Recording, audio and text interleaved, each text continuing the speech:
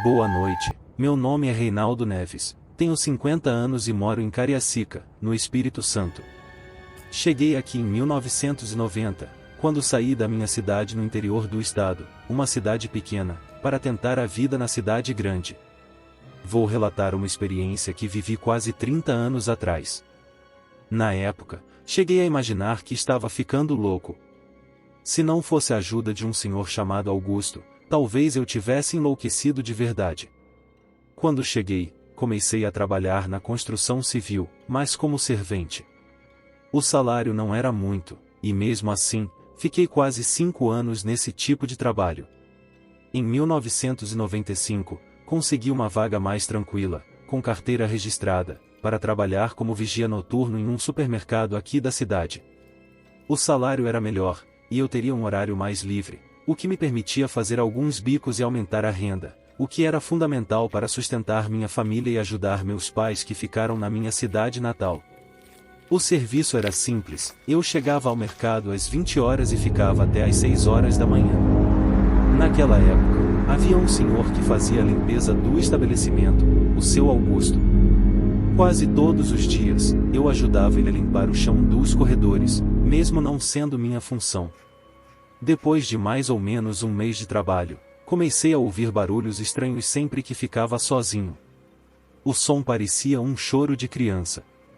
No começo, achei que poderia ser algum barulho vindo da rua, já que o mercado ficava em uma avenida movimentada. Porém, à medida que o tempo passava, eu tinha a certeza de que o som vinha de dentro do mercado. Eu fiquei apreensivo, mas não quis comentar nada com minha esposa, pois tinha medo de ser taxado como louco e perder o emprego. Eu estava construindo minha casa e não podia me dar ao luxo de ficar desempregado. Certa noite, por volta das 22 horas, eu estava limpando próximo à entrada exclusiva dos funcionários, quando ouvi novamente aquele choro. Dessa vez, fiquei ainda mais assustado. Achei que pudesse ser algum menino que se separou da mãe e entrou no mercado, mas, ao ouvir os barulhos de novo, fui até o corredor que dava acesso ao escritório e aos vestiários. Foi aí que vi uma sombra que, em frações de segundos, entrou na parede. Eu fiquei paralisado de medo, mas continuei andando.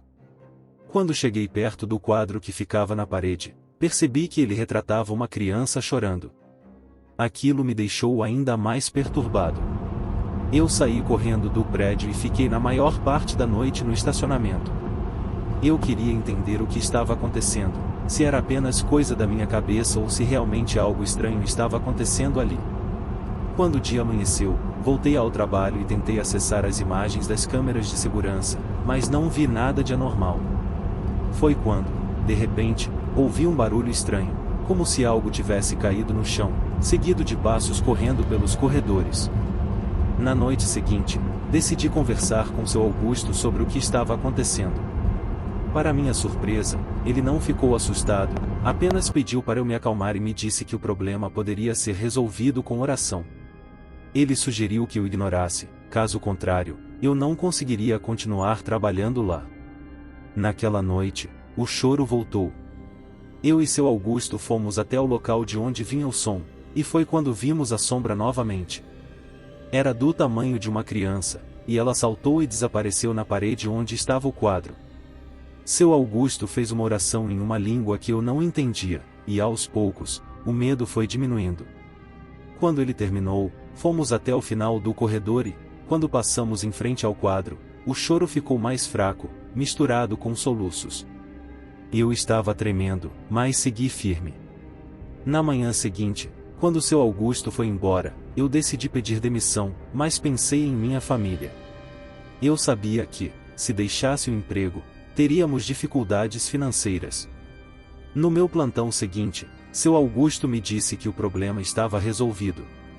O quadro foi retirado da parede após ele conversar com o gerente.